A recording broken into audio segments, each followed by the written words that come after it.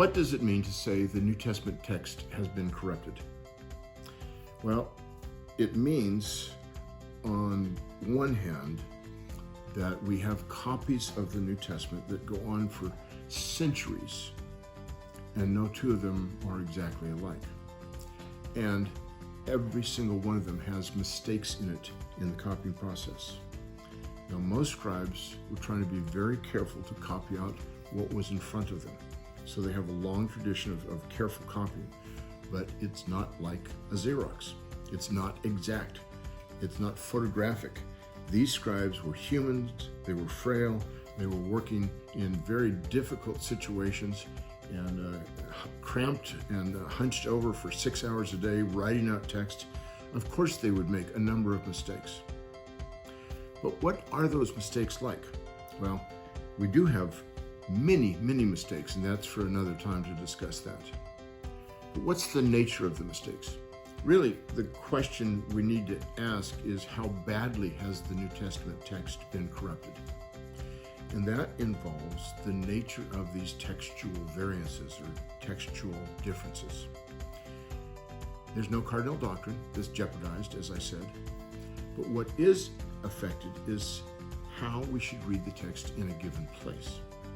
There's some places where we read Lord, and some manuscripts in the same passage would say Jesus. There's none of them that say Peter or John or Mary. It's always the same person they're talking about, but it's either Lord or Jesus. There's other places where the variants are bigger than that, but the vast majority of them can't even be translated. When we say that the New Testament text has been corrupted, we are not saying that we just give up and we can't get back to the original text. That is the goal of textual research or textual criticism.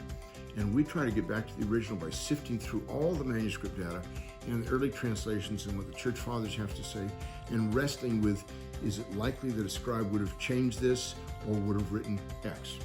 What's the author likely to have done? What fits the context? What fits the author's style? And these are the issues that scholars face. Sometimes a single word that's disputed is the subject of an entire doctoral dissertation. Millions of man-hours have been put into the study of the Greek New Testament to help us arrive at what we think is the closest text to the original wording.